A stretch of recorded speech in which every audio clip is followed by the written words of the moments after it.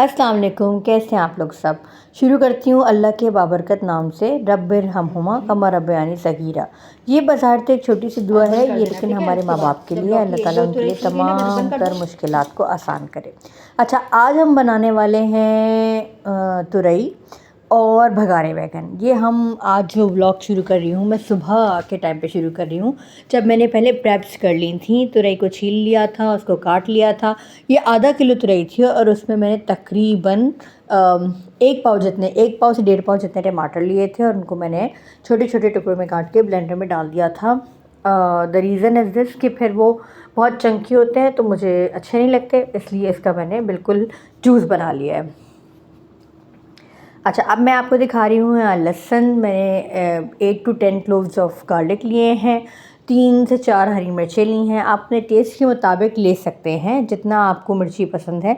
Actually आगे जो है वो हम लाल मिर्च भी डालेंगे इसके अंदर, तो इसलिए मैंने इसको थोड़ा लाइट रखा है। विंटर तो नहीं आई है लेकिन फिर भी थोड़ा सा बहुत ज़्यादा स्पाइसी फूड मेरे घर में विंटर में नहीं खाया जाता, तो इसलिए मैंने इसको लाइट दरमियाना रखा है। फिर मैंने तेल ले लिया है एक छोटी सी पॉट में, और ये मेरी स्टील की पॉट है और मुझे इससे बहुत ज़्यादा अटैचमेंट है इस पॉट से, क्योंकि बहुत ही छोटी सी और क्यूट सी है। इसके अंदर मैंने टमाटर की प्यूरी डाली है और प्यूरी डालने के बाद मैं इसको थोड़ा सा बॉयल होने दूँगी। बबल होने लगेंगे तो फिर मैं इसके अंदर मसाले डालूँगी। ठीक है, ये मेरा मसाला बॉक्स है जो मेरी मदर ने मुझे दिया था। ये वो उन्होंने इंडिया से लेके दिया था। इसमें मैंने डिफरेंट स्पाइसेस जो हैं वो अपने रखे हुए हैं। पिसी हुई लाल मिर्च है, कुटी हुई लाल मिर्च है। खैर, अभी हमने इसमें मैंने डाला है धनिया और ज़ीरा, और अब हमें डालने लगी हूँ पिसी हुई लाल मिर्च। फिर मैं डालूँगी हल्दी, और हल्दी डालने के बाद मैं इसमें डालूँगी नमक और इसको अच्छे तरीके से भून लूँगी। ठीक है, भूनूँगी। जैसे ही तेल जो है वो टमाटर और तेल जो है वो ऊपर आ जाएगा, उसके बाद मैं इसमें डालूँगी तुरई। तुरई मुझे कोई ख़ास ही पसंद नहीं थी पहले, लेकिन अब मैं अपनी मदर की रेसिपी से बनाने लगी हूँ। ये देखें, मैं इसमें नमक डाल रही हूँ। अब जब से मैंने अपनी मदर की रेसिपी से तुरई बनाने शुरू की है तो बच्चे भी खा लेते हैं बहुत शौक़ से, मेरे हस्बैंड भी खा लेते हैं और मैं भी कुछ खा ही लेती हूँ। पहले तो मैं बज़ाहिर बनाती ही नहीं थी तुरई, क्योंकि मुझे तुरई बहुत मशी सी लगती थी। मुझे ऐसा लगता था बहुत सॉफ्ट हो गई है। लेकिन क्योंकि बाज़ सब्ज़ियाँ जो हैं उनकी इफ़ादियत बहुत अच्छी होती है, बहुत फ़ायदेमंद होती हैं, और मैं सिर्फ़ अपनी बेस पे नहीं बनाती थी कि मुझे पसंद नहीं है तो मैं नहीं बनाती थी। तो फिर मैंने सोचा कि मेरी वजह से बच्चे और हस्बैंड क्यों सफ़र करें। ये तुरई जो है बेसिकली यूरिक एसिड के जो पेशेंट्स हैं उनके लिए बहुत अच्छी होती है। तुरई है, लौकी है, टिंडे हैं। सो आई स्टार्टेड मेकिंग इट। ठीक है, फिर ये मैंने तुरई डाल दी इसके अंदर, और अब आप देख रहे हैं तुरई को मैं ज़रा सा हिला जुला के उसको जो है अपने मसाले के अंदर अच्छी तरीके से घुमा घुमा के, और फिर मैं उसको जो है ढक्कन ढक के बंद करके उसको सिमर फ्लेम पे छोड़ दूँगी। तुरई के अंदर मैंने देखा आपने कि कोई पानी नहीं डाला है, ये अपने ही पानी में बिल्कुल सही से गल जाएगी। क्योंकि मैंने बिल्कुल नई ब्लॉगिंग स्टार्ट की है और नई ही ये चैनल शुरू किया है, तो you will find a lot of problems, but उसको नेग्लेक्ट कीजिए। इंशाल्लाह विथ टाइम मैं भी ओवरकम करने की कोशिश करूँगी। अब ये जो बर्तन जमा हो गए थे उनको मैंने सोचा कि मैं हाथों हाथ धो ही लूँ। हालांकि मेरी मेड आती है एंड वही वॉश करती है सारे दिन के डिशेस, लेकिन स्टिल कुछ जब यहाँ पे ये मेरा किचन है और किचन के सिंक में मेरे बहुत कम बर्तन धुलते हैं। मेरे घर में एक बैक एरिया है तो वहीं पे मेरी मेड बर्तन धोती है। तो आई थॉट कि खड़ी भी हूँ, फारिग हूँ, तो why not cleaning the dishes. इस तरह से किचन भी थोड़ा नीट हो जाता है। अच्छा, यहाँ अब मैं लेने लिए हैं भगारे बैंगन के लिए। मैंने लिए हैं ये आधा किलो बैंगन। ये बहुत छोटे छोटे साइज़ में थे। इनको मैंने स्लिट्स करके 4 में काट लिया।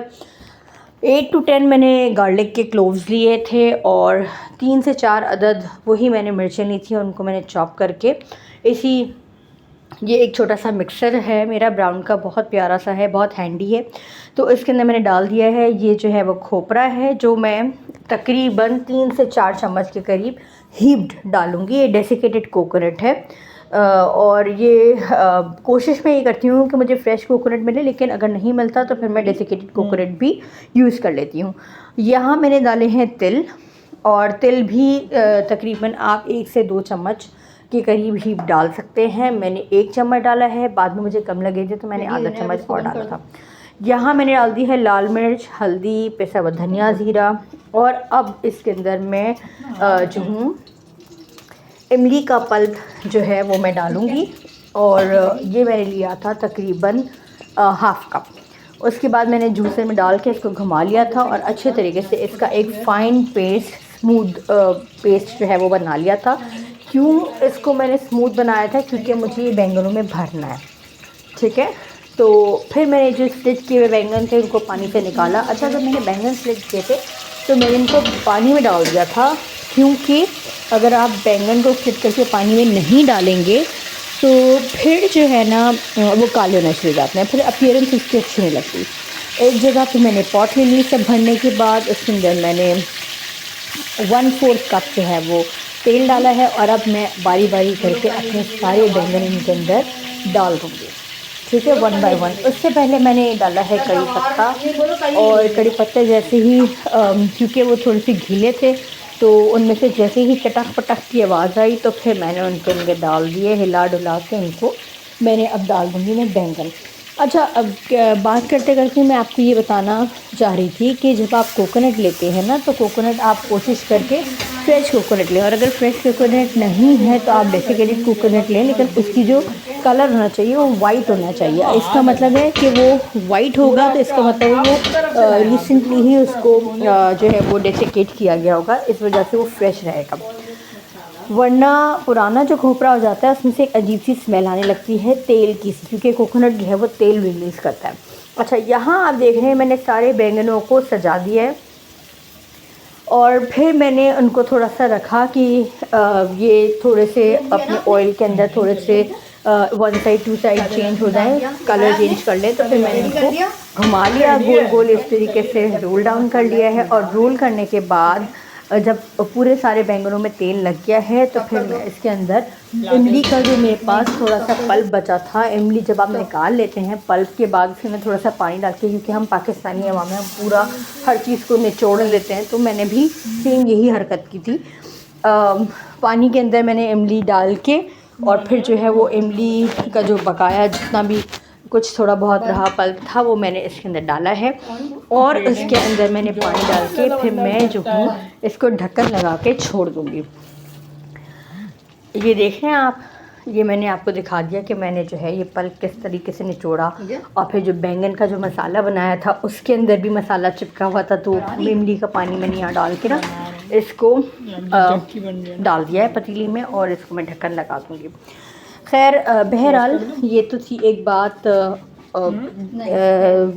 कहने की बात है कि भाई एक्चुअली इतनी महंगाई है तो हमें हर चीज़ जो है वो पूरी यूज़ करनी चाहिए, कोई चीज़ हमारी ज़ाया ना हो, ठीक है।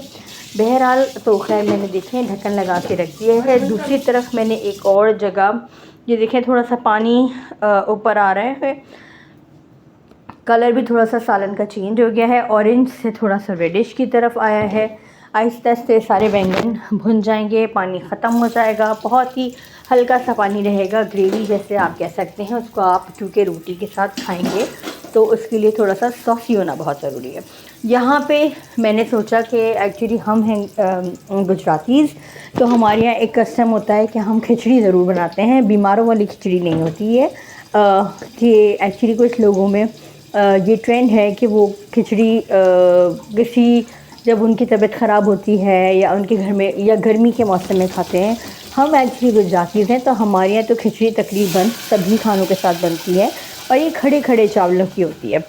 तो खैर मैंने यहाँ पे ज़ीरा लिया है, प्याज लिए है, और फिर मैंने जो है एक प्याली चावल के अंदर 2 टेबल स्पून समझे लाल वाली दाल डाल के उसको भिगा दिया था, तो ये वो मैंने डाल के और मैंने अब ये खिचड़ी बना दी है, क्योंकि मेरे हस्बैंड जो हैं वो खिचड़ी ही के साथ तुरई का सालन एंजॉय करेंगे, और या तो भगारे बैंगन भी उसी के साथ एंजॉय करेंगे। He is not a roti lover, so most of the time, और रात में